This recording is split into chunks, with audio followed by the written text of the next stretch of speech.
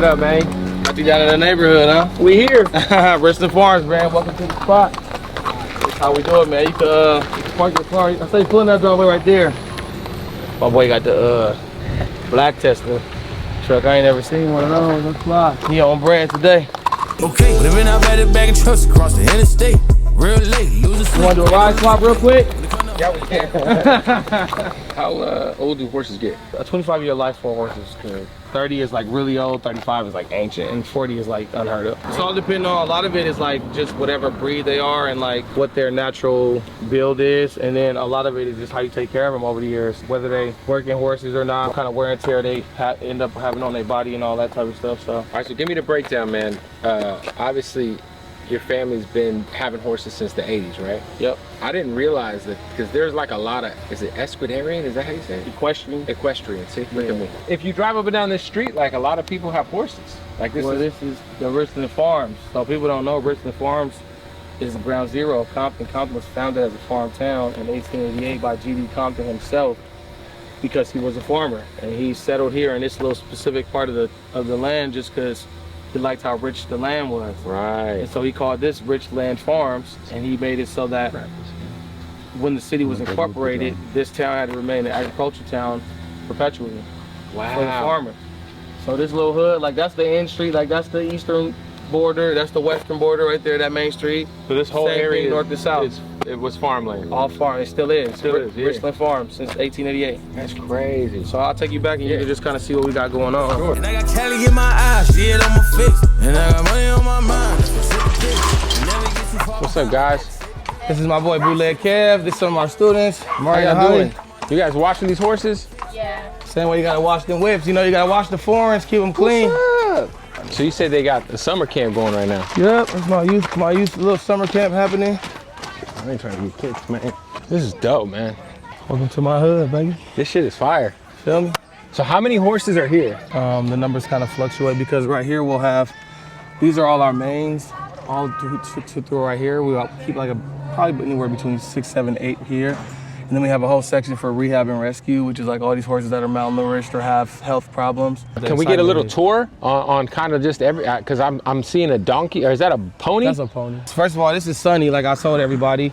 This is the horse that been here the longest. We got him when he was 2 years old, probably about more than 20 years ago from an auction. He was a throwaway, he was abused, he was very skinny, and he was very, nobody could touch him. He just wouldn't let nobody touch him. And now he's fully, you know, in the mix. He got love in his heart. He let us ride. He let the kids ride around on him and deal with him. And that's just a testament of just time and effort and energy and love. This is Shy Ann. Same story, right? We got her about 2 years ago. She was very traumatized, bro. She would not let anybody touch her. You couldn't her eyes would get real big. She would run away, back into the corner. And I mean, she would kick at people and be like, just stay away from me, bro. But again, just a couple years of just love. She would never do this. She would never come up to a person. Right. She would retreat from a person. But just years of love and just like showing that like we family, you know what I mean? Now she in the mix. And I want to introduce y'all to Sugarfoot. Funny, is she dope too because she was born and raised in this hood. She got the braids. And she only about 6 years old. This is Sugarfoot? Sugarfoot, yep. Wow. Sugarfoot, she's a beast, bro. She is like the most spirited horse. She got this really interesting colorway. This gray, they call her she's technically a blue roan, which is like almost this bluish grayish tint. No, that's a beautiful. Over the top, and she's black under the bottom. And hey, cut it out, stop. She's like the little sister that's kind of like a brat. When did you decide to start taking the music thing seriously? Because obviously coming out of Compton, man, I always say that the water's different in Compton when it comes to hip hop, at least, you know? For real. So I started taking music serious in 2009 when I was in college and I stopped playing football and I needed something else to do with my time. Where'd you go? I was at Occidental College. I was playing D3, just playing for the passion of it and love of it. That wasn't something that I was wanting to pursue. So I was like, damn, I need to do something else with my time. And I remember how much I just sat and was thinking like, I really love music. Like I used to be a little kid.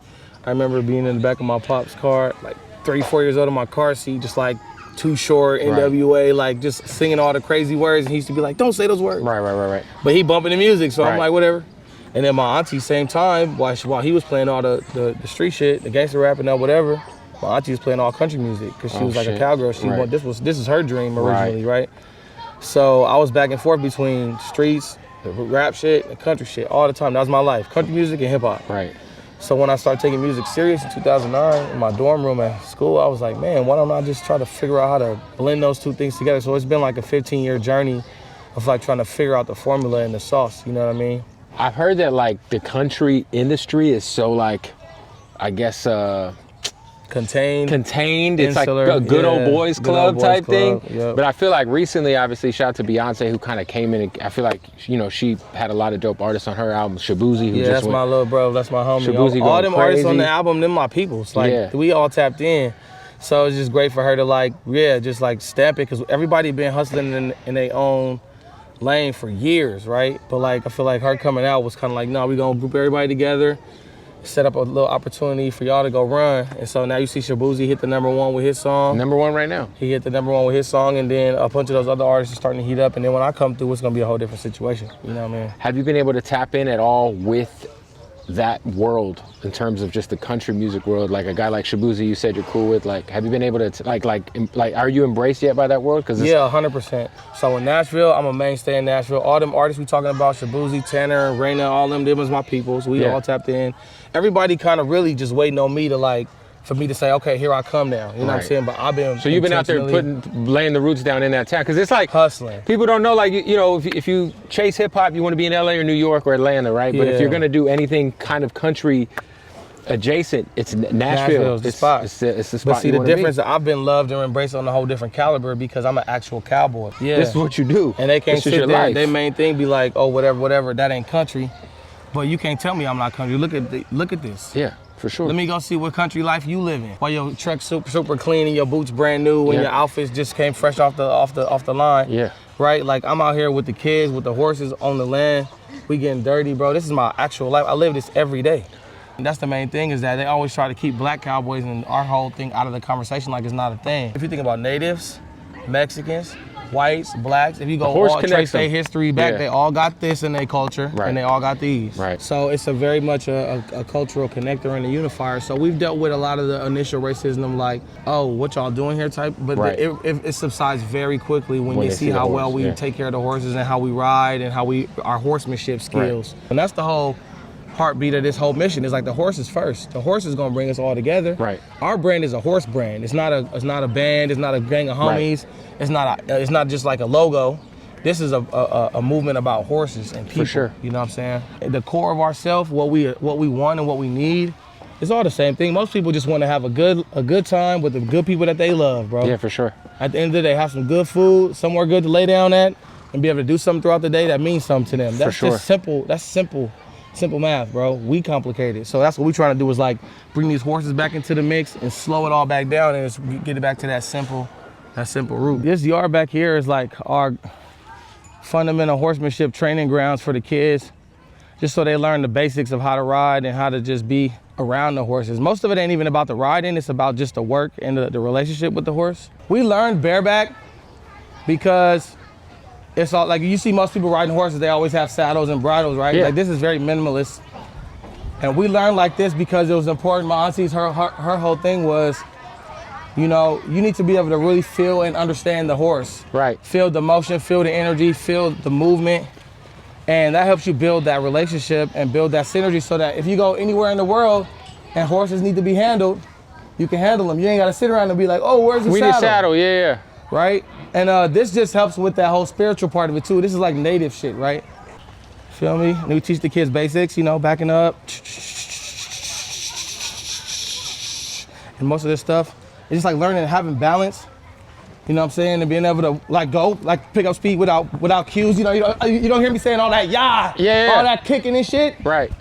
We don't do all that. But we teach all the body work and all the language that goes along with this stuff, right? So that's the kind of stuff that we trying to teach our kids, how to have the relationship with the horse and have those fundamental skills, real shit. Yeah. You know?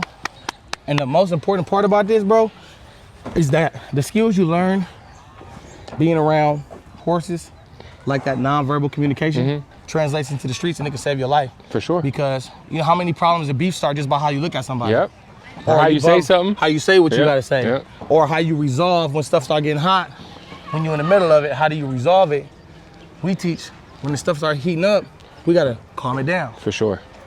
That could save your life in the streets. It'll save my life plenty of time. How important is what you guys are doing just to the community here? Because we'll obviously we'll talk about the kids. You got the summer camp going here. You got tons of kids here learning about horses and stuff. Like, how important is that for your guys' movement to make sure you guys are giving back to the community? Because a lot of people don't know this is here, to be honest, you know? Yeah, for sure. I mean, the community part is the #1 mission. Yeah. We do everything we do when it comes to all of it. The music, the fashion, the film, TV, media, all the hype, everything, that's to get attention and resources for this. And Compton Cowboys is really just a testament, proof of concept of how a ranch being back here in the neighborhood, in the backyard, could save lives and develop people and develop community.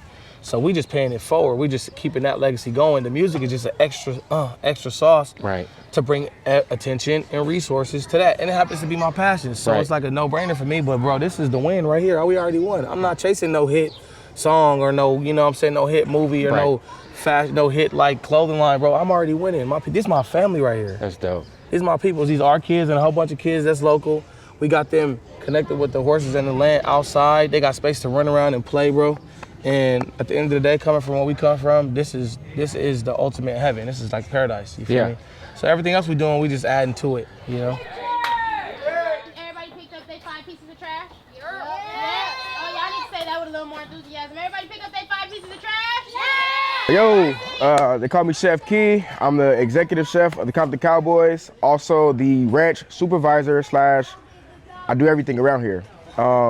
It's summertime right now. You guys are here at the Richland Farms Equestrian Ranch that we actually do after school program during the school year. But right now we got summertime. So basically all we do is, you know, let them have fun, teach them responsibilities with the horses, teach them how to clean the horses, clean the stalls. And then we also just give them basic equine therapy, but also equine responsibilities. So it goes, you know, hand in hand with life when it comes to horses and kids. Kind of put them together, they learn responsibility, the horses get taken care of, and it's hot, so yeah. What's the worst job on the ranch? I believe the worst job on the ranch would obviously be cleaning the horse poop. Yeah. No kid wants to clean the horse poop, but it is definitely a part of everyday life because, you know, you wake up in the morning, you go to the bathroom. Fortunately, we have a toilet, horses don't. So they're like big kids, we gotta pick up after them with a pooper scooper. And we do about 200 pounds of poop a day. 1,400 pounds of poop every week. 1,400 pounds of poop every week, faithfully. Wow. Yeah. So we actually have a contract with a dumpster service that comes every 3 days. Yeah. And they pick up our large bulk of manure. But we also have, you know, community people that come and pick up, you know, maybe like a small little bag and they take it home to their garden, mixing it with their dirt, and they're getting natural organic soil that, you know, came straight from Richland Farms. How long have you been here and how long have you been doing Ooh, man. the ranch life, the cowboy life? So, I'm 32 years old now. I've been doing this since I was 7. I actually moved to this ranch when I was 10. So I've been doing this all my life. Wow. Get up at 6 o'clock in the morning, clean the horse stalls, feed them, give them water, work them out, exercise them, and then, you know, the kids come. By the time the kids come, I need a nap and a snack and some coffee. Up, down, left, right, that's life, that's how we go. Ain't much change, remind me of the road. Invited me out, man. Hell yeah, you're always welcome down to come down to the city, man, to the neighborhood. And lots of music on the way. Plenty, man. This fall is gonna be my season, dog. So, you know, got the single coming out, Remind Me of the Rodeo, dropping August 9th. Got a couple singles I'm gonna do after that, and we're gonna do the mixtape. I'm gonna bring the first mixtape to country music. You feel me? Street Country Volume 1, Once Upon a Time in Compton. Coming soon, October, sometime in the spooky season. Compton Cowboys just getting started. Thank you. Come on, man. We just scratched the surface, my brother. Boom. Hell yeah. Fire.